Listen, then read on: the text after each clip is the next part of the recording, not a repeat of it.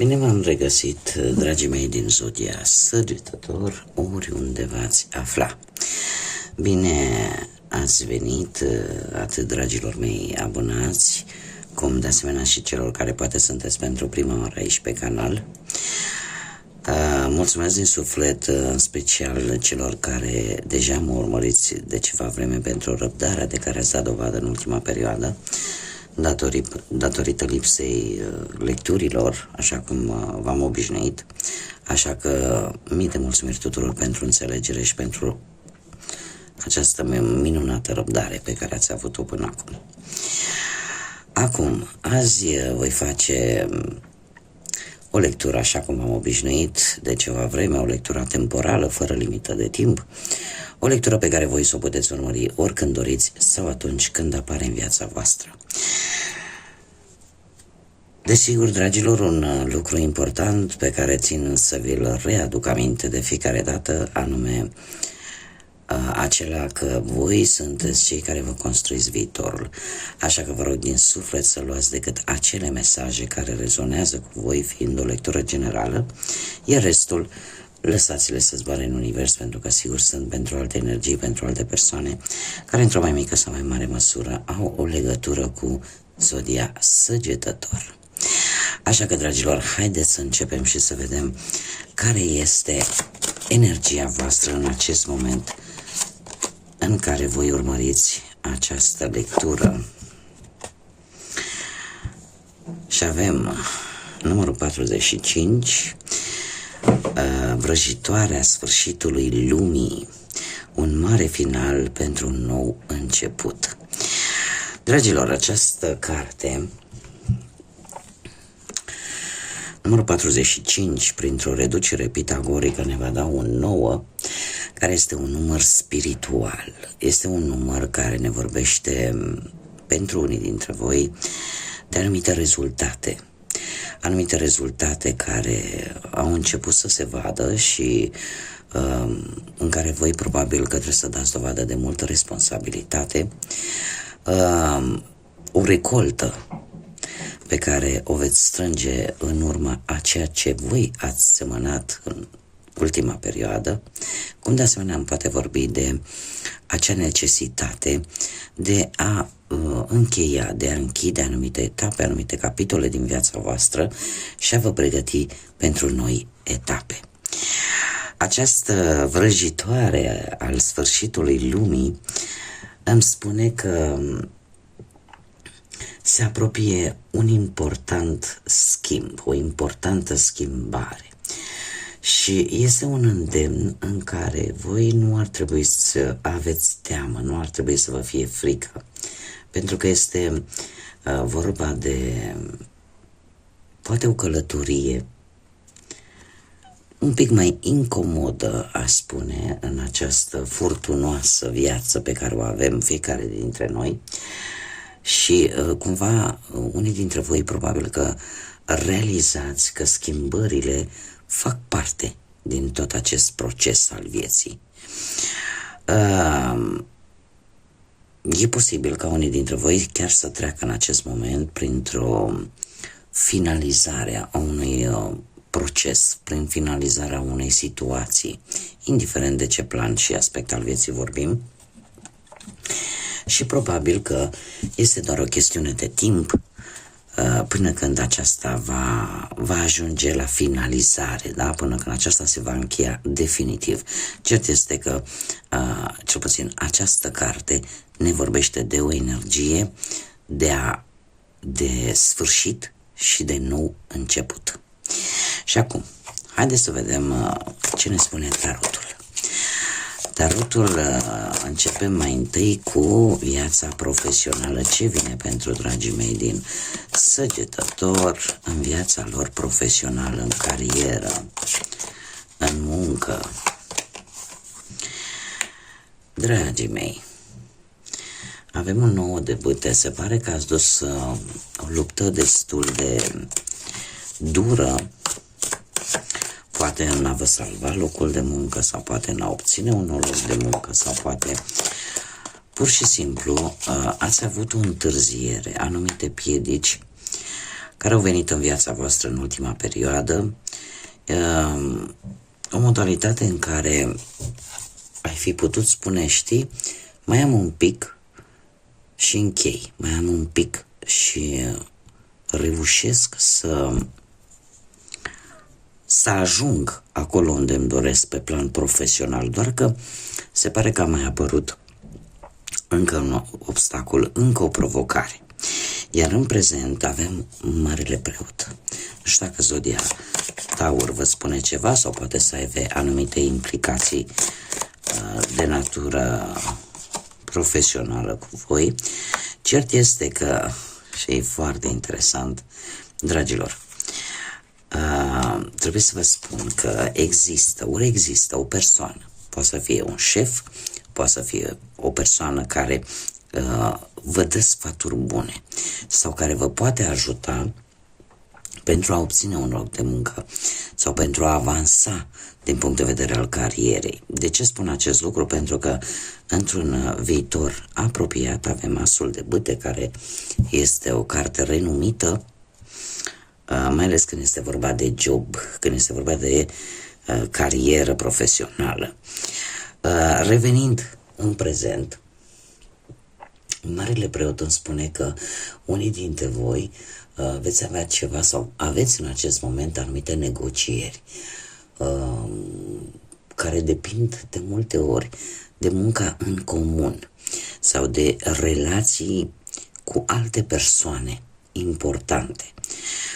Anumite înțelegeri posibil sau putem vorbi pur și simplu de faptul că vrei să faci ceea ce este corect și chiar faci lucrul ăsta. Este, ca să zic așa, pentru mulți dintre voi posibil să fie vorba chiar de destinul vostru, de ceea ce voi sunteți meniți să faceți din punctul ăsta de vedere al vieții voastre profesionale.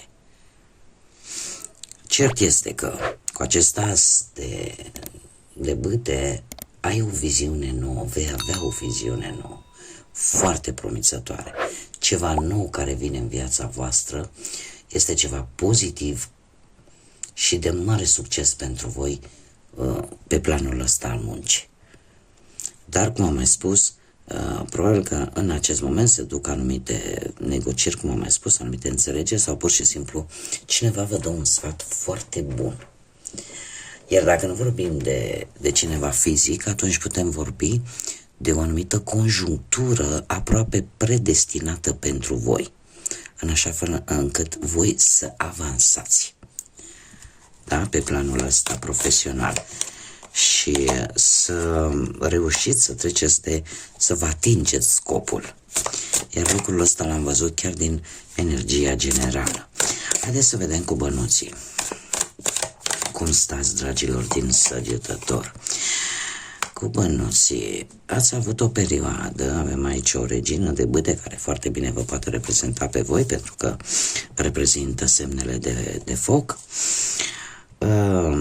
Cu această regină de bâte, nu știu, ați avut o perioadă în care poate ați vrut să schimbați, nu știu, ceva prin casă sau ați cheltuit niște bănuți,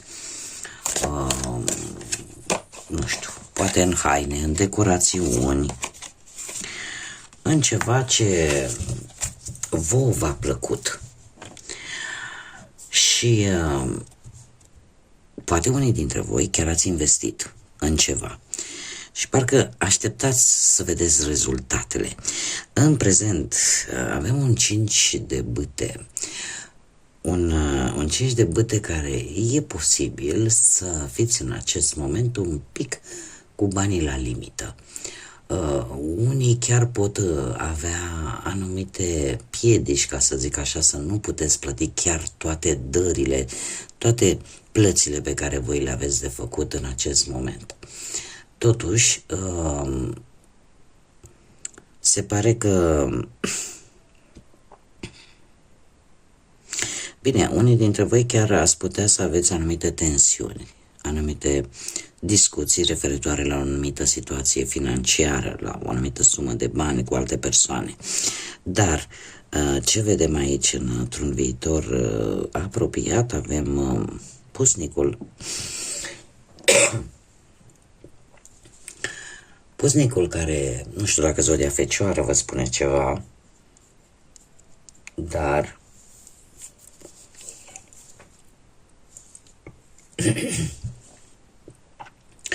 se pare că încet, încet apare un echilibru din punctul ăsta de vedere al banilor, dar este legat de ceva sau de o experiență, mai bine spus, din trecutul vostru relaționată cu banii.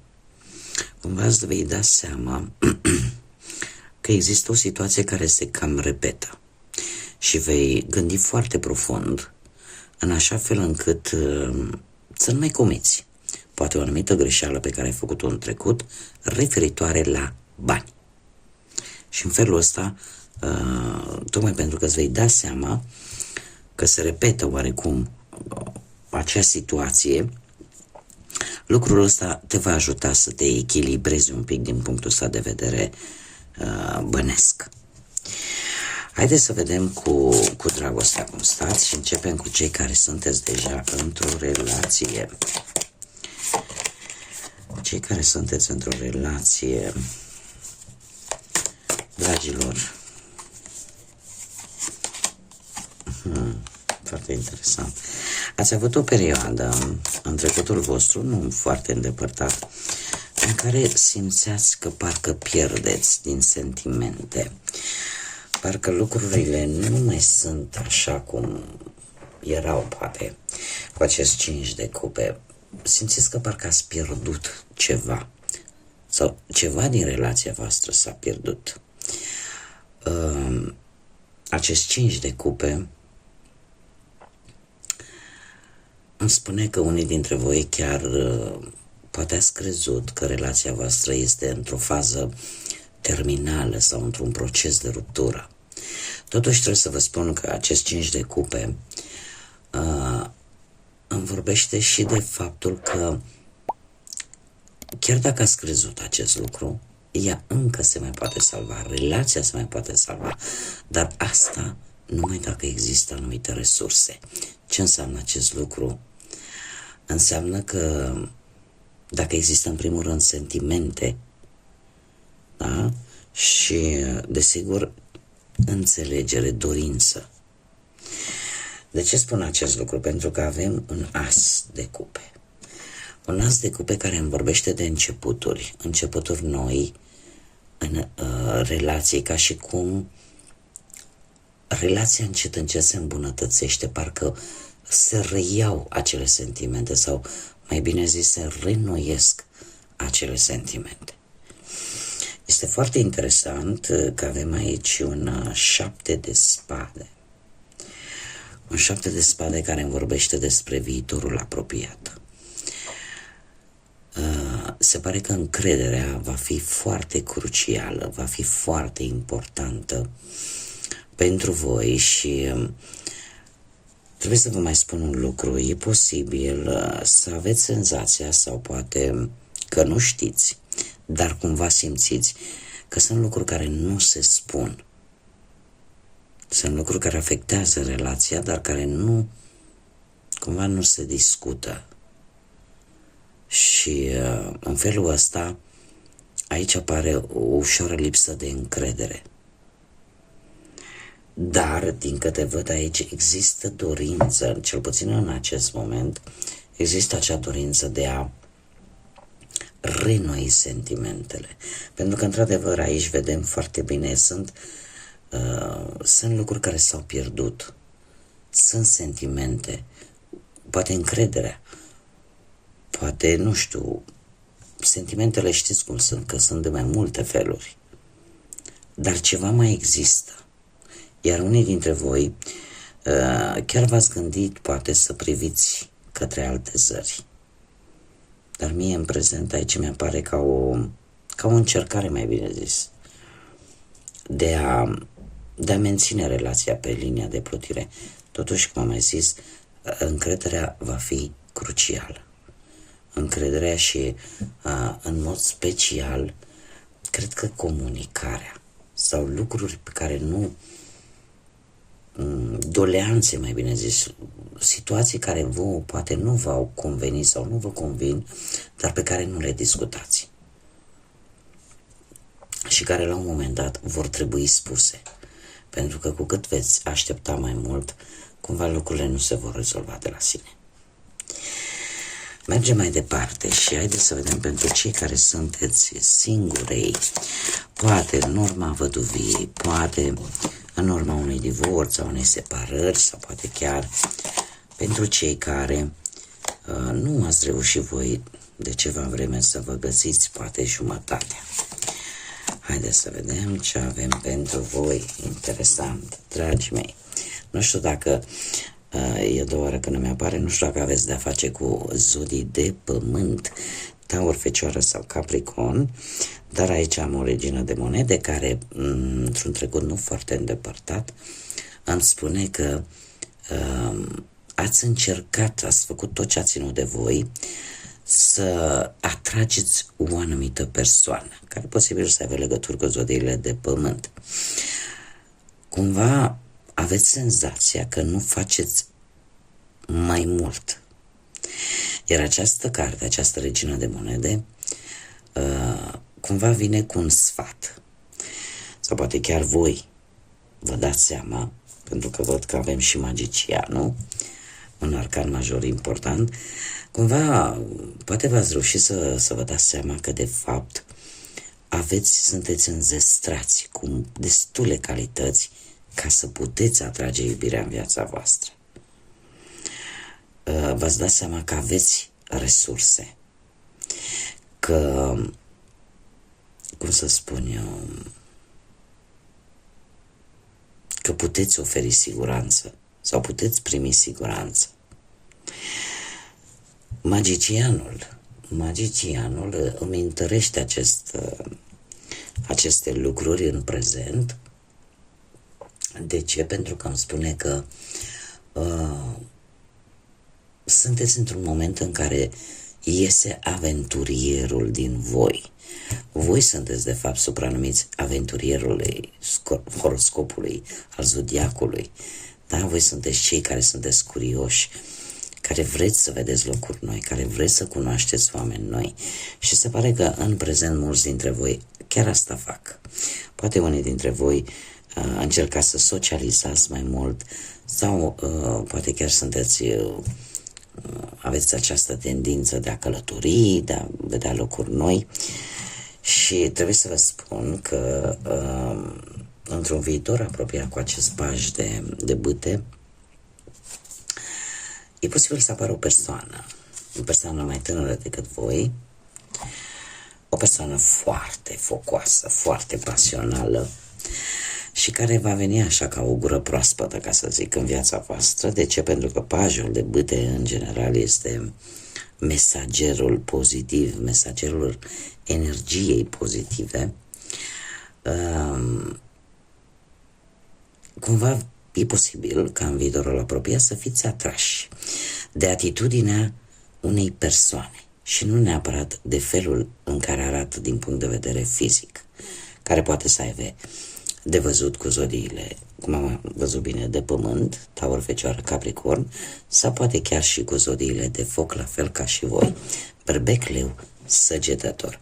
Așa că sunt mari șanse ca într-o anumită călătorie sau în căutarea voastră după nou, în curiozitatea voastră, să descoperiți acest personaj care să vă atragă prin felul său de a se comporta și nu neapărat prin felul în care arată din punct de vedere fizic.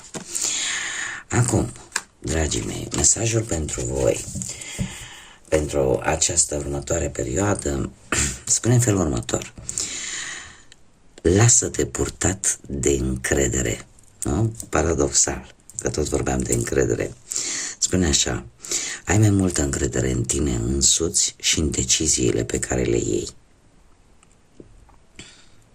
Nu te lăsa subjugat de ceilalți cu opiniile lor puternice despre ceea ce tu ar trebui să faci. Ia acțiune, acționează și fii încrezător, încrezătoare în ceea ce tu alegi ca fiind drumul cel drept. Este un îndemn de a avea mai multă încredere în voi, de a avea mai multă încredere, așa cum bine am văzut, de a avea mai multă încredere în abilitățile pe care tu le ai. Am văzut foarte bine cu această regină de monede care ne spune: Dom'le, nu trebuie să disperi, nu trebuie să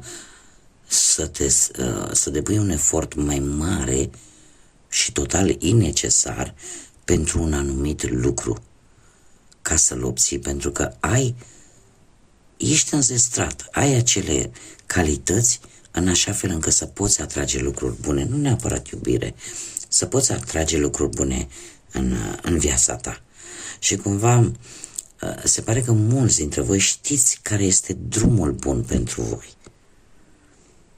Este un îndemn de a nu vă lăsa manipulați de alte persoane care poate vă spun: Dom'le, trebuie să faci cu tare, trebuie să faci pe ailaltă, trebuie să aveți mai multă încredere în voi și în propriile voastre decizii. Bun, dragii mei, aceasta a fost lectura pentru voi. Eu încă o dată vă mulțumesc pentru răbdare și pentru faptul că ați fost alături de mine la această lectură. Vă doresc ca următoarea perioadă să fie una cât mai liniștită, cât mai plină de înțelepciune, cu mult mai multă încredere în voi, iar până data viitoare când ne vom reîntâlni, numai bine vă doresc și ca de obicei să fiți iubiți, dragilor.